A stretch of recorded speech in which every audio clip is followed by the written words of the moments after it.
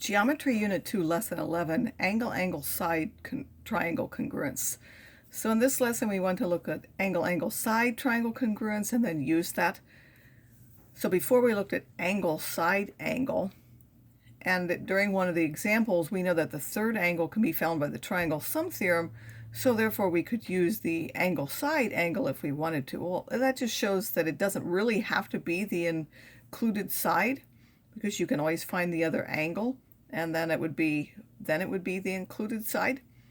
So we have two angles, and the non-included side of one triangle are congruent to the corresponding angles and non-included side of another. Then the triangles will be congruent, and we're going to prove that. Basically, we're going to show that if two of the triangles are congruent, then the third one also has to be congruent. So that's what our proof will be, and then we'll know that those triangles are congruent. So we have, these are marked. We have angle A is congruent to angle D. I'll just make it a little bit darker. Angle C is congruent to angle F.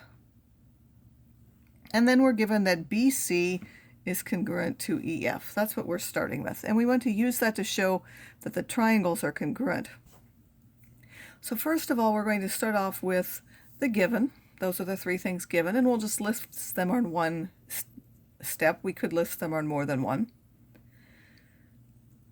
We have that the measures add up to 180, and that is called the, if you said triangle sum theorem, that's correct. So that's the triangle sum theorem. And then we can take the measure of angle B and the measure of angle C to the other side by subtracting, and therefore that's the subtraction property of equality. And then we can do the same thing for the other triangle. Those measures add up to 180, and that is again by the triangle sum theorem. And again, we can take the measures of E and F to the other side by, well, actually we're taking D and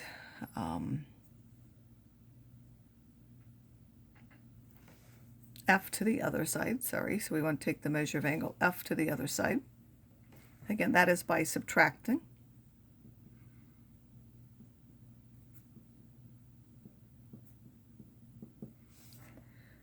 And now, where does this come from? So we have that those measures are equal. If you look back at what's given, how do we use that to come up with this?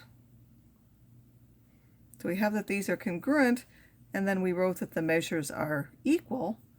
That's by the definition of congruent angles, because we were given that they were congruent, so we know that the measures are the same. And now we have that the measure of angle E is equal to that. Where did that come from? Well, if you look at these two statements, the one we did before that and this one, we can now take, instead of this measure of angle D, we can put the measure of angle A, and instead of this measure of angle F, we can put the measure of angle C. That would give us this statement. So what did we use when we replaced those with those? If you said the substitution property, that is correct.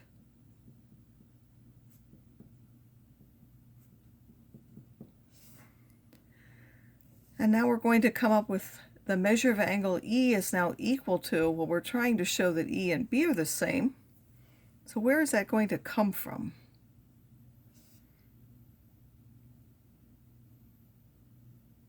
So if you look back for a moment, if you look at step 3, and then you also look at step 7, you'll see that both of those are equal to 180 minus the measures of angles A and C now, and therefore they're equal. And you could call that the transitive property, you could call it the substitution property. A lot of times those are really the same.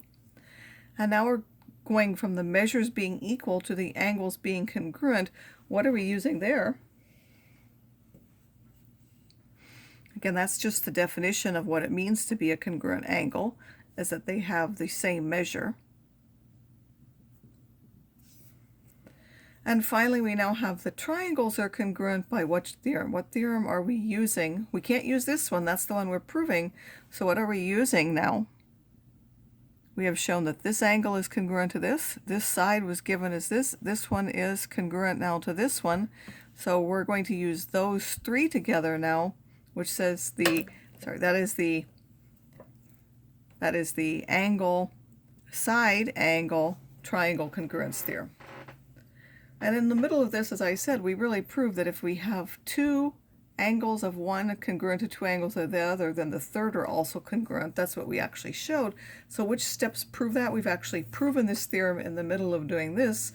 Those are steps 1 to 9 of that proof above, actually prove the third angles theorem. And now we're going to use the angle side theorem to prove that the given triangles are congruent in a flow proof.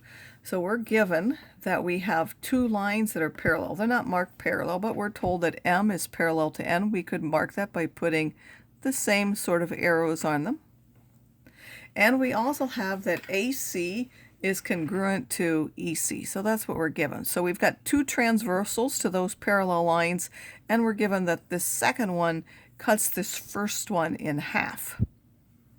And now we want to show that this triangle ABC and this triangle EDC are congruent. So M is being parallel to N. That is given. AC is congruent to EC. Segment AC is congruent to segment EC. That is also given.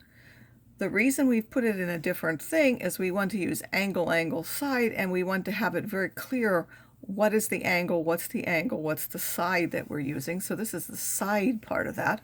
And then the other three of these are the angles. So now we need to figure out where does that come from.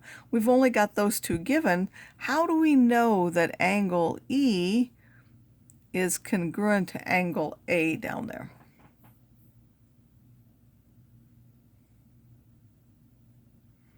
Well, remember that this is a transversal, and this cuts through there. So this one and this one are alternate interior angles.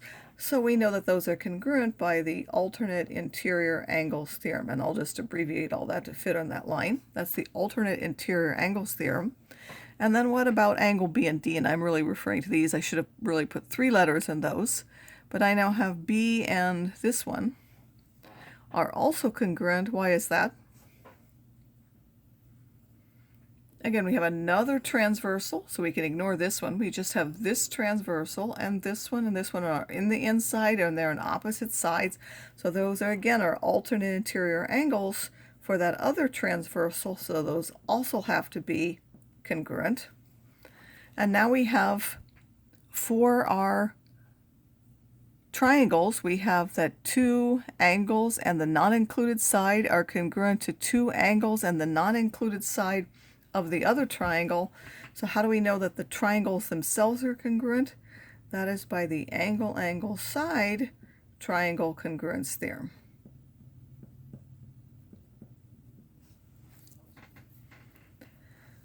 Now we're also going to use the angle side theorem to show here that if we have these triangular regions for which we are told that A and D are congruent, that those are going to need the same amount of fencing. So what is given? I said it is given that, yes, we're going to put there, that's what we're given, that angle A is congruent to angle D. We're also, of course, given the pictures. So it says something is congruent to something because both are blank angles. So what else do we know from that picture? So we can see that this is one horizontal and one vertical, one horizontal and one vertical. So these 2 angles, B and E, are what kind of angles? They're right angles, and we know that all right angles measure 90 degrees, so therefore those are congruent. And then we need the lengths of the non-congruent sides, so we can mark this with a square. Also congruent.